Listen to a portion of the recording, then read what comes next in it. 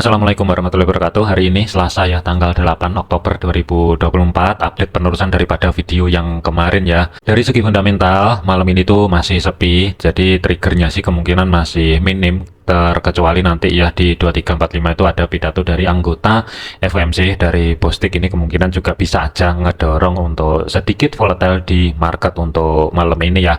Dari segi teknikalnya kita fokus untuk malam ini sampai dengan besok ya. Sementara di teknikalnya aja, indeks dolar itu masih flat ya, masih sideways, cuman sideways-nya itu sedikit menurun tetapi masih bergerak di atas resisten pertama weekly yang saat ini berubah fungsi sebagai level area support 102.26 ya. Kalau misalkan malam ini tetap mampu menahan pergerakan dan harga ini masih tetap berada di atas level area tersebut, bisa jadi sideways berlanjut, atau kalau misalkan ada kenaikan ringnya masih terbatas, kemungkinan masih belum jauh-jauh di histori high minggu lalu yang berada di 102.67 ya. Ini kalau misalkan ada kenaikan, tetapi kalau misalkan ada penurunan, hati-hati di kisaran level area 101.74. Dari segi time frame kecilnya kategorinya masih normal, koreksi ke bawah sebelum upside kembali ya. Sebenarnya sih ini lebih ke channel, kalau misalkan di gambar channel ya, untuk indeks dolar ini juga bisa, dan ini sih masih bergerak di ring area channel ya, entah nanti break atas atau bawah, tetapi potensi kemungkinan 60% break atas, dan kalaupun break atas pergerakannya pun masih belum signifikan ya, kemungkinan sih 102.67 yang akan menjadi target sampai dengan besok malam ya. Ini untuk indeks dolarnya. Kemudian untuk gold ya, pergerakan gold minggu ini tuh sideways masih tetap berlanjut, tetapi ada planning dua ya, baik buy ataupun sell, memanfaatkan kalau misalkan koreksinya ini berlanjut. Kalau mau sell ataupun buy itu kurang lebih ya, di outlook yang kemarin sudah dibahas, pantau aja di zona yang saya blok merah di sini ya. Batas atas itu kurang lebih 2665 pembulatan sampai dengan 2673, batas bawah adalah 2632 sampai dengan 2624 ya. Untuk saat ini harga itu balik lagi ke tengah-tengah atau sebagai pivotnya weekly yang bertumbuk dengan resisten monthly yang berada di 2650-an ya, dan harga ini bereaksi ketika mencapai level area tersebut. Kalaupun ada kenaikan ya untuk hari ini tuh dari low-nya atau titik entry buy-nya ya, konteksnya hanya memanfaatkan potensial sideways berlanjut.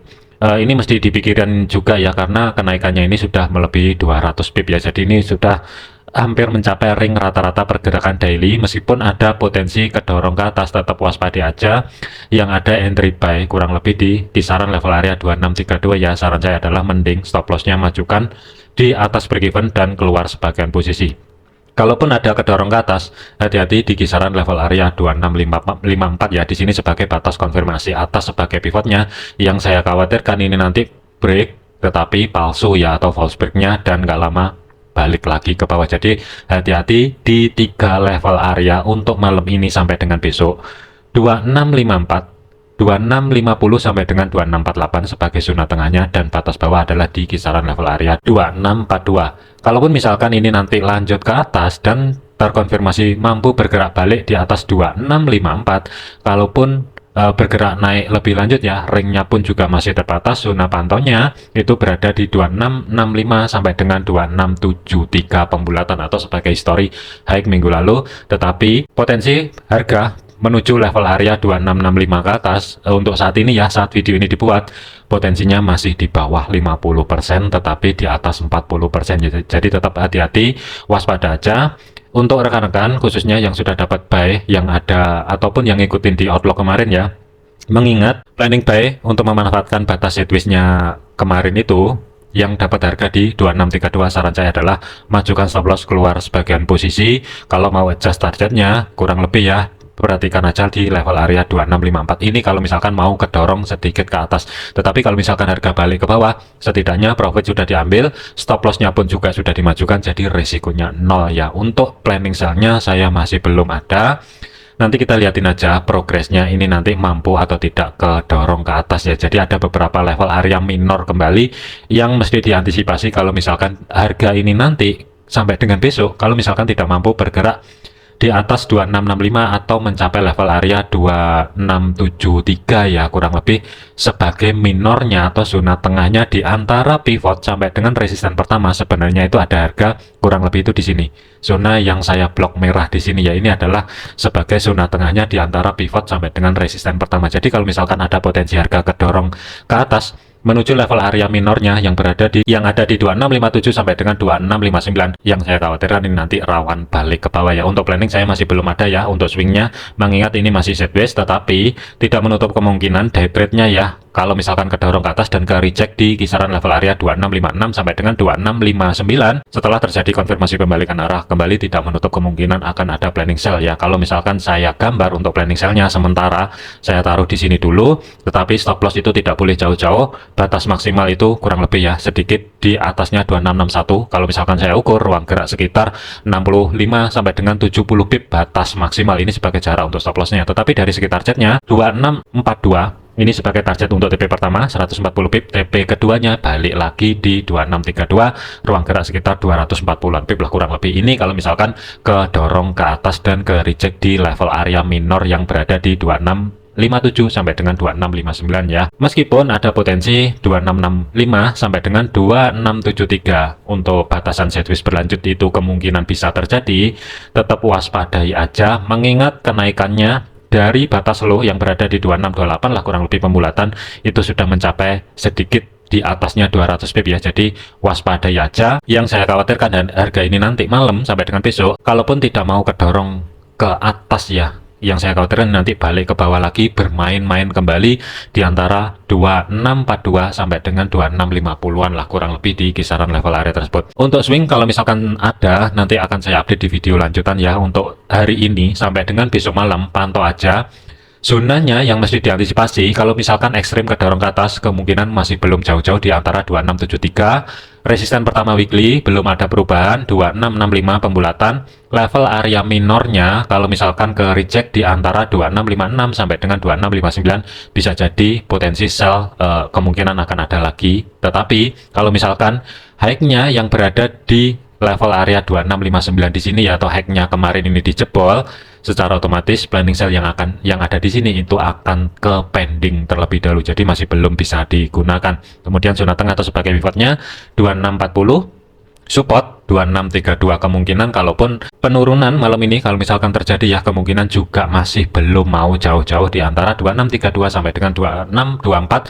sebagai history low minggu lalu. GBP USD, pergerakan untuk GBP USD ini juga statusnya masih flat saat ini sih. Kalau menurut saya ini masih belum bisa digunakan untuk masuk ke market juga, dikarenakan harga ini kalaupun kedorong ke atas pun ya, yang saya khawatirkan ringnya terbatas. Support pertama weekly yang saat ini berubah fungsi sebagai level area resisten 1.3128 di kiri ya, kurang lebih di sini kan juga ada reaksi ya. Tentunya sih saya khawatir aja kalau misalkan ini nanti pelan-pelan ngerambat ke atas, sekali lagi ke reject di level area tersebut, bisa jadi ini langsung drop ke bawah ya. Jadi saya lebih prefer untuk saat ini GBP USD wait and see terlebih dahulu, tetapi tidak menutup kemungkinan kalau misalkan ada kesempatan lagi kedorong ke atas selama harga tidak mampu bergerak di atasnya sebagai physical price levelnya yang berada di 1.31500 ya, kurang lebih di physical price levelnya.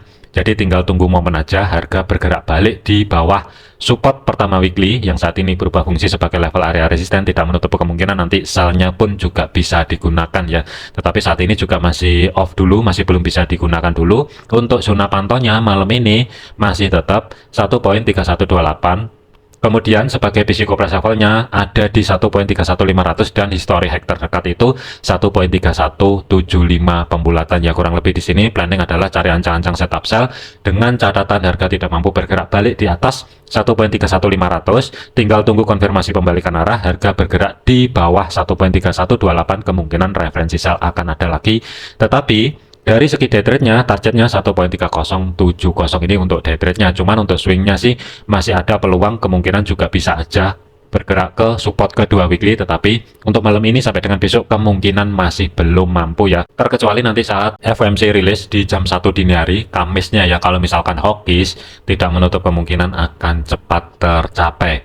Selanjutnya adalah untuk Euro USD. Pergerakan untuk Euro USD, harga ketika bergerak ke atas saat ini ya kurang lebih pas di level area support pertama weekly yang saat ini berubah fungsi sebagai level area resisten 1.0995, dan harga ini juga sudah mampu bergerak balik ke bawah ya. Tentunya sini nggak masalah sebenarnya kalau misalkan dijadikan untuk cari ancang-ancang setup sell, konteksnya hanya sebatas DD. Tetapi kalau misalkan ada kesempatan sedikit kedorong ke atas lah selama harga tidak mampu bergerak di atasnya sebagai physical price levelnya 1.1000, tentunya sih nggak masalah kalau mau dijadikan cari ancang-ancang setup setup sell-nya. Kalau misalkan saya gambar ya kurang lebih di sini, atau kalau mau sell sekarang sih sebenarnya sih nggak masalah, tetapi saya lebih prefer kalau misalkan ada peluang sedikit aja kedorong ke atas untuk nekan risiko, tentunya sih ini lebih oke. Tetapi dari segi jarak untuk stop loss ya ruang gerak sekitar 20 pipan ini sebagai jarak untuk stop lossnya. Dari segi targetnya ruang gerak sekitar 36 pip lah, tentunya sih ini oke kalau misalkan dijadikan day trade ya sampai dengan besok malam.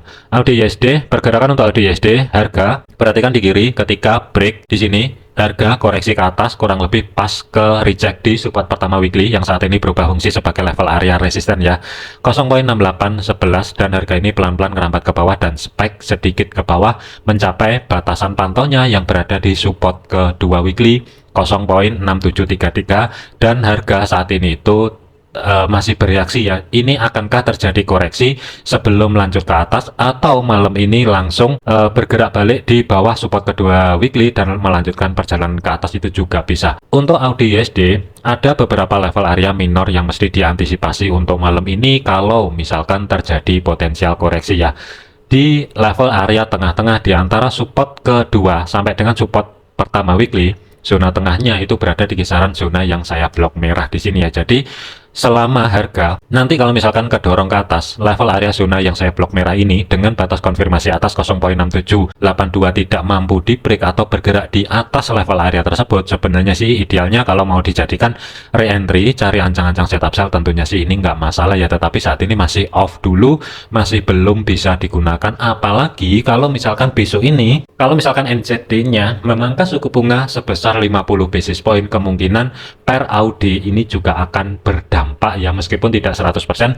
Biasanya sih nyerempet-nyerempet ada dampaknya di AUD/USD lah. Anggap aja antara NZD sama AUD ini kan juga masih satu RT lah, jadi masih ada potensi kemungkinan kalau misalkan NZD-nya besok ini memangkas suku bunga sebesar 50 basis point, tidak menutup kemungkinan AUD juga akan berdampak turun ke bawah. Jadi saya lebih prefer untuk AUD ini kalau misalkan ada kesempatan kedorong ke atas selama level area zona yang di blok merah di sini tidak dijebol, tinggal menunggu konfirmasi pembalikan arah, cari ancang-ancang setup sell. Tetapi dari segi jarak untuk stop lossnya batas maksimal adalah 35 pip. Dari segi targetnya ada dua level area yang mesti diantisipasi. Low hari ini ruang gerak sekitar 47 pip lah, atau 45 pip pembulatan yang berada di 0.6715. Batas maksimal adalah di support ketiga weekly sedikit di atasnya 0.6656, ruang gerak sekitar 100 pip, tentunya sih ini lebih oke ya.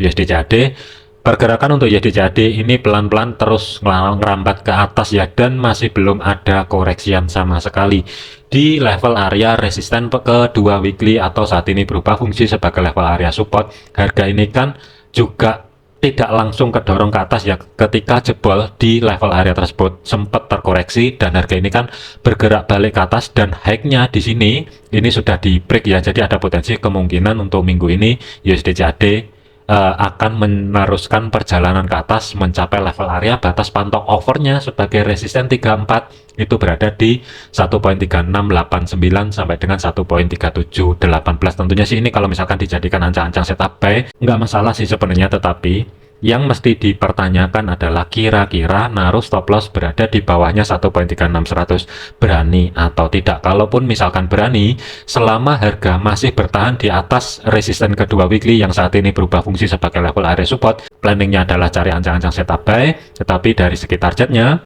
50 pip yang berada di resisten kedua weekly, tentunya sih ini lebih oke. USD Swiss on track sebenarnya ya, tapi ini saya masih mau bahas sedikit aja. Penurunannya kemarin harga ini sempat reaksi ya sebelum jebol, ini kan juga membuat zona supply ya kurang lebih, dan turun ke bawah ketahan di batas konfirmasi atas pivot yang berada di 0.8528. tentunya sih ini kalaupun mau di buy ya telat, dikarenakan sudah ada konfirmasi pembalikan arah bullish engulfing di sini. Setelah terjadi bullish engulfing, harga tidak mampu bergerak di bawah 0.8528 ya, dan saat ini on track. Targetnya pun juga sudah tercapai ya, target terdekatnya. Untuk rekan-rekan yang mungkin yang sudah ngeliatin di outlooknya, kemungkinan sih harusnya ya, bukan kemungkinan, harusnya sih paham ya untuk day trade-nya. Targetnya di 0.8572, target kedua adalah di 0.8600-an lah ini untuk day trade-nya. Tetapi kalau untuk swing-nya tidak menutup kemungkinan minggu ini 0.8675 ini yang akan menjadi targetnya ya. Untuk saat ini saya lebih memilih netral dulu aja. Untuk day trade-nya sudah on track, tetapi untuk swing-nya ya mudah-mudahan masih ada kesempatan pantau aja di kisaran di sinilah kurang lebih ya zona yang saya blok merah di sini selama harga untuk malam ini ataupun sampai dengan besok selama tidak mampu bergerak balik di bawah 0.8528. Planning adalah cari ancang-ancang setup buy. Mudah-mudahan untuk malam ini ataupun sampai dengan besok selepas kalau misalkan ada kesempatan break di resisten saat ini, koreksi ke bawah baru re-entry buy, tentunya sih ini lebih ideal kalau mau masuk sekarang. Kalau menurut saya ini sedikit telat ya untuk USD Swiss. Selanjutnya untuk yen ya, USD yen untuk planning kemarin adalah buy, memanfaatkan kalau misalkan rejeksinya dari resisten pertama weekly yang saat ini berubah fungsi sebagai level area support ya 147.76. Kalau misalkan ada konfirmasi pembalikan arah dan harga sudah mau bergerak di atas level area tersebut, planning adalah buy. Status saat ini sudah on track. Dari segi targetnya ruang gerak sekitar 100 sampai dengan 115 pip, sedikit di bawahnya high yang kemarin ya yang berada di 149.13 ini sebagai target untuk day trade-nya ya. Statusnya sih saat ini sudah on track, pantau aja malam ini ya. Ada sedikit tambahan minornya, low-nya kan ada di sini untuk tadi 147.34 ya. Jadi selama dia hari ini ataupun besok tidak mampu membuat low baru, kemungkinan referensi buy masih akan tetap ada ya. Tetapi kalau misalkan ini sudah di break dan membuat low baru, secara otomatis ke pending dulu untuk rekan-rekan yang dapat entry posisi buy di kisaran level area 147.76 lah kurang lebih di sini ya. Untuk stop loss sih yang sudah dapat di sini harusnya sih aman, nggak kena. Status saat ini juga on track meskipun floatingnya masih sedikit ya, tidak menutup kemungkinan untuk malam ini ataupun sampai dengan besok. Yang saya khawatirkan nanti kedorong ke atas, retest high-nya baru turun ke bawah kembali, menunggu rilis daripada FOMC baru tren yang sebenarnya akan terjadi. Untuk saat ini sih zona pantaunya masih tetap 147.34, kemudian resisten pertama weekly yang saat ini berubah fungsi sebagai level area support 147.76, kemudian history high minggu lalu 148.95 ya, pembulatan di kisaran level area tersebut lah untuk targetnya. Selanjutnya untuk NZD USD ya, sebagai tambahan jah ini sih tidak ada perlawanan ya, atau belum ada perlawanan. Harga ini terus turun ke bawah, kemungkinan partisipan market itu sudah mengantisipasi kalau misalkan akan ada pemangkasan sebesar 50 basis point dari NZD yang makanya untuk saat ini NZD USD itu melemah ke dorong ke bawah juga. Tidak menutup kemungkinan kalau misalkan besok memangkas 50 basis point, kemungkinan yang ada di sini support kedua weekly bisa jadi langsung dijebol ke bawah menuju level area 0.6020 sampai dengan physical price levelnya 0.60000 ya, kurang lebih di kisaran level area tersebut. Ini kalau misalkan memangkas suku bunga sebesar 50 basis point. Tetapi kalau misalkan yang dipangkas cuma 25 basis point, kemungkinan akan ada spike ke atas ya, entah di support pertama weekly yang saat ini berubah fungsi sebagai level area resisten baru turun ke bawah, atau retest di zona tengah atau sebagai pivotnya baru turun ke bawah. Intinya adalah untuk USD, untuk NZD USD planning adalah ancang-ancang cari stop sell, sesuaikan juga dengan analisa rekan-rekan semua ya. Kalau untuk saya sih zona pantaunya malam ini sampai dengan besok kurang lebih ya, antisipasi spike-nya kalau misalkan besok terjadi 0.6232, support pertama weekly yang saat ini berubah fungsi sebagai level area resisten 0.6183, kemudian yang bawah 0.6066 dan batas bawah adalah sebagai target terdekatnya 0.60200 sampai dengan 0.6000 sebagai physical price levelnya. Planning adalah cari ancang-ancang setup sell-nya. Terakhir adalah oil ya. Pergerakan dari oil ini saya bahasin dari segi time frame H4-nya aja ya.